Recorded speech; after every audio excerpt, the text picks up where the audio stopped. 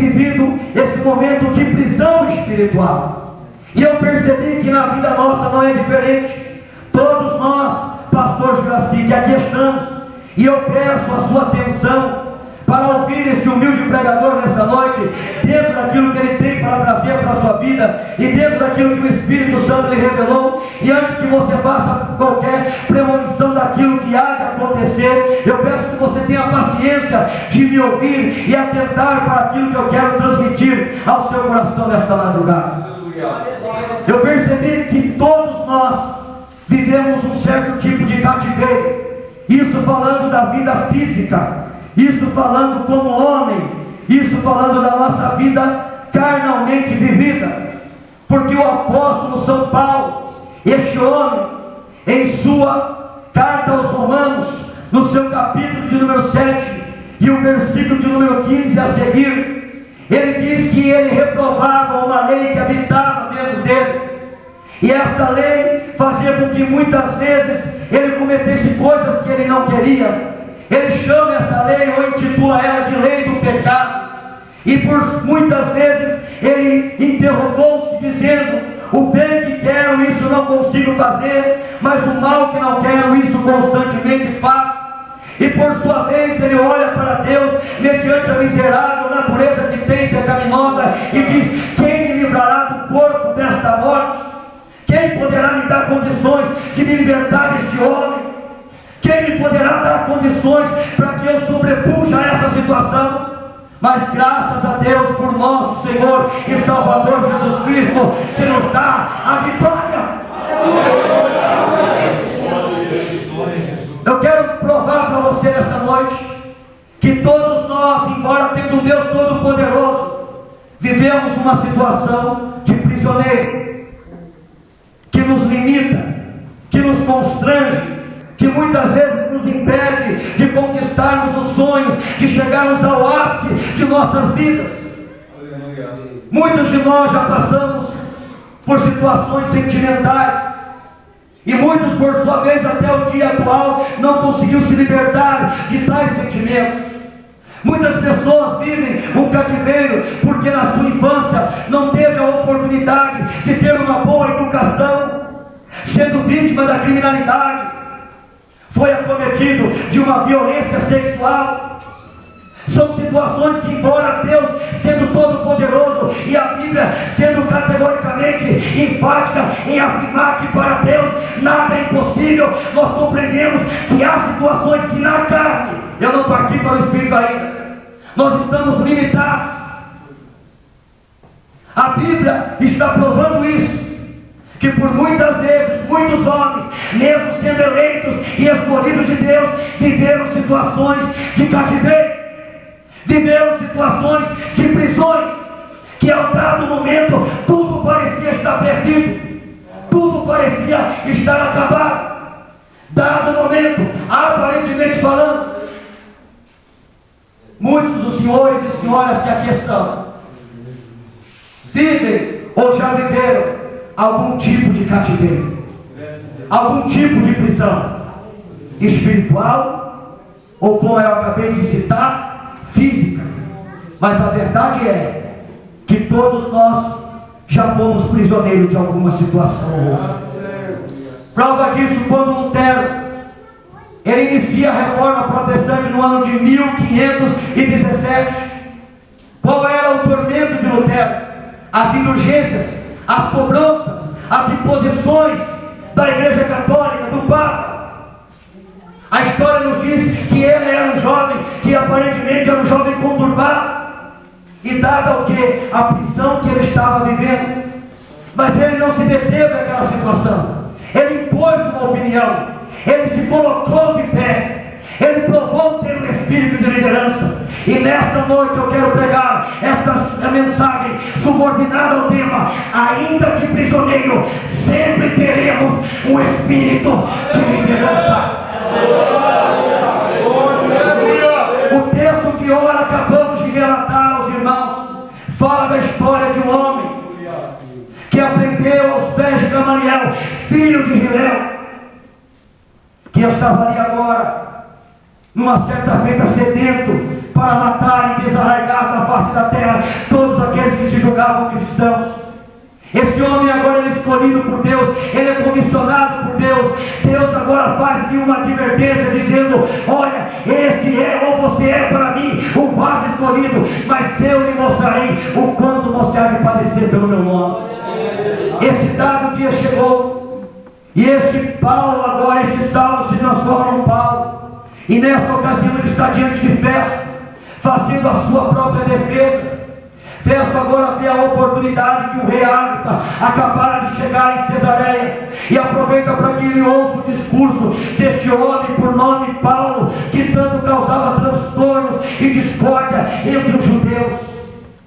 E ele agora se coloca a se defender, porque o próprio Jesus, estando ele ainda prisioneiro, olha para ele e diz assim: olha, importa que você seja apresentado a César, porque o propósito de Deus era fazer com que o mundo soubesse quem verdadeiramente o seu filho era, e isso seria reconhecido e destacado pelo ministério desse homem, que até então era um mísero prisioneiro, mas que para Deus era um grande homem, que tinha uma grande incumbência de anunciar e proclamar o evangelho de libertação, que hoje nos dá a autoridade que temos para vir aqui e ter verdadeiramente uma vida cheia do Espírito Santo e da glória de Deus.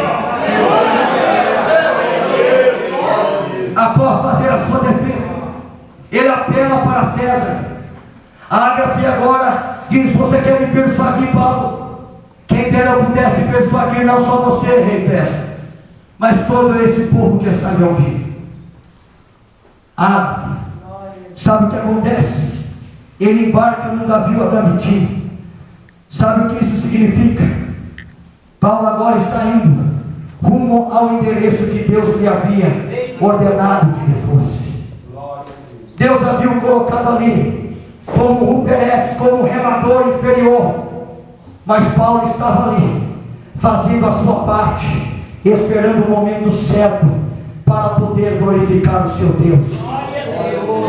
Se nós nos mostrarmos frouxos no dia da nossa angústia, no dia da nossa tribulação, se nós abrirmos mão da nossa fé quando estamos sendo provados, significa nós perdemos as melhores oportunidades de Deus revelar o seu poder, porque em toda a história bíblica nós nunca vemos Deus agindo quando o homem tinha ainda a capacidade de agir e de atuar, mas sempre que o povo se encontrava em um beco sem saída, Deus se mostrava como um bote para abrir o mar, para enviar fogo, para usar o cajado, para abrir o que ele quisesse abrir, porque ele é Deus e é soberano.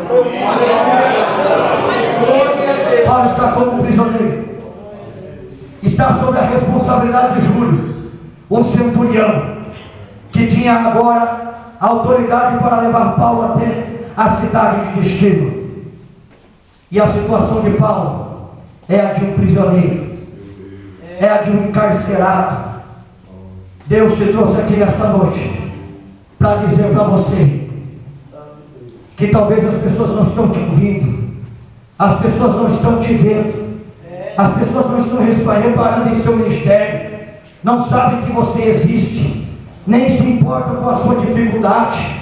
Quantas mães talvez que estejam aqui hoje, que embora estando aqui, sabendo Deus é bom serve, e por isso perseveram, ciente de que os seus filhos estão aprisionados atrás de uma grade, refém de uma situação que não gostaria de se encontrar, mas não deixa de ser uma refém do acaso. Glória a Deus, aleluia, Jesus. Ou você acha que Mefibosete gostaria de ser chamado de aleijado? Ou você acha que alguém que tinha um reino pela frente, um futuro promissor, agora gostaria de estar num lugar servido por alguém de bondoso coração que o tratava? Ninguém gosta de ser prisioneiro, ninguém gosta de ser refém de situações.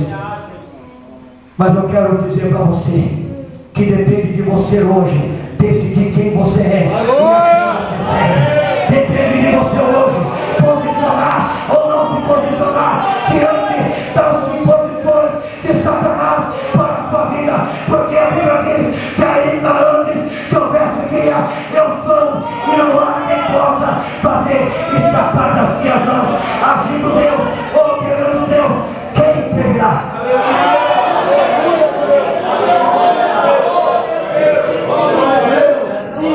O texto no versículo 10 diz que acreditou mais o centurião no piloto do navio do que naquilo que Paulo dizia.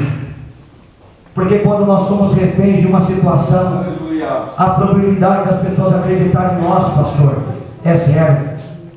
Aonde está o teu Deus? Cadê o Deus que ia te levantar? Cadê o Deus que ia mudar a sua vida? Cadê o Deus que ia mudar a sua história? Cadê o Deus que ia tirar o teu filho de lá onde ele está? Cadê o Deus que ia tirar essa mulher da sua mente, da sua vida? Ei, meu irmão, a condição que você está vivendo não é a condição que Deus vive. A condição que Deus está permitindo o diabo colocar você para provar a sua fé não é a condição que Deus também se encontra limitado. Porque eu quero dizer que operando Deus, ou agindo Deus, a Bíblia diz que se o Senhor dos exércitos determinou, quem validará? A sua mão estendida está e quem vai lutar? Aleluia! Paulo vê a chance, Paulo vê a oportunidade e Paulo se levanta. Mas num contexto como esse, como alguém pode se levantar? Num contexto como esse, como alguém pode se colocar de pé? Você é apenas um servo. Primeiro a cisterna, segundo o mercado de escravos ismaelitas, terceiro a casa de Potifar, quarto o cárcere privado, prisão, um sentimento de abandono, prisão, mas sabia de quem era e de quem pertencia. Eu estou no mundo, eu estou no Egito, mas eu não sou do Egito. Eu estou nessa condição, mas eu não estou limitado a essa condição. Eu sei que o meu Redentor vive e que por mim se levantará para me dar a vitória.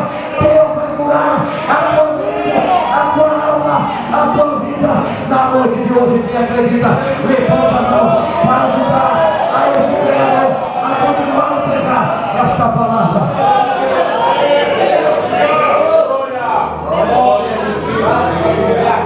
Eu indaguei muitos amigos, inclusive professores de seminários, concernente a isso que eu iria pregar.